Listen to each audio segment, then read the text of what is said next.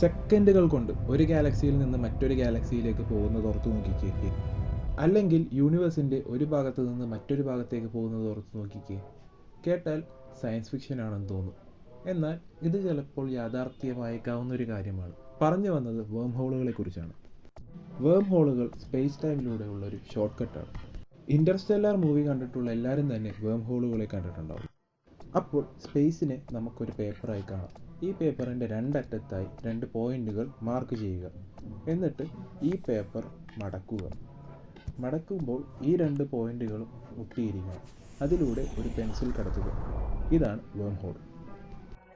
തിയറികൾ അനുസരിച്ച് വേം ഹോളുകൾ സ്പേസ് ടൈമിലെ 2 വിദൂര പോയിന്റുകളെ പെട്ടെന്ന് സഞ്ചരിക്കാൻ പറ്റുന്ന രീതിയിൽ കണക്ട് ചെയ്യുന്നു.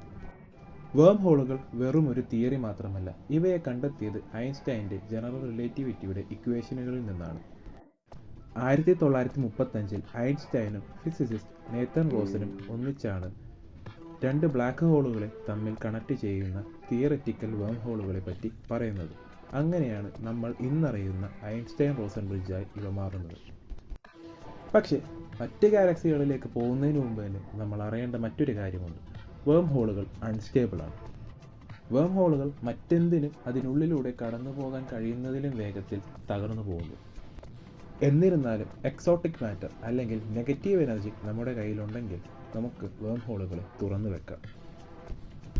പക്ഷേ നെഗറ്റീവ് എനർജിയുടെ പ്രശ്നം എന്തെന്നാൽ നമ്മൾ നേരിട്ട് നിരീക്ഷിച്ചിട്ടില്ലാത്ത ഒന്നാണ് നെഗറ്റീവ് എനർജി. അപ്പോൾ വേം ഹോളുകൾ ഉണ്ടോ ഇല്ലേ? ചിലപ്പോൾ ഉണ്ടാവും. നമ്മൾ നേരിട്ട് ഇതുവരെ വേം ഹോളുകളെ കണ്ടെത്തിയിട്ടില്ല. എന്നാൽ തിയറികൾ പ്രകാരം ക്വാണ്ടം ഫിസിക്സും സ്ട്രിംഗ് തിയറിയും എല്ലാം കണക്കിലെടുത്താൽ വേം ഹോളുകൾ ചിലപ്പോൾ യാഥാർത്ഥ്യമായിരിക്കാം. ലോകമെമ്പാടുമുള്ള സയൻറ്റിസ്റ്റുകൾ ഇന്നും അന്വേഷിച്ചുകൊണ്ടിരിക്കുന്ന ഒന്നാണ് വേം ഹോൾ. വേം ഹോളുകൾ ചിലപ്പോൾ ഉണ്ടായിരിക്കാം, ഇല്ലായിരിക്കാം. എന്നാൽ നമ്മൾ ചിന്തിക്കുന്നതിലും അപ്പുറം യാഥാർത്ഥ്യത്തെ വളച്ചൊടിക്കുന്ന ഒന്നാണ് വേം ഹോളുകൾ.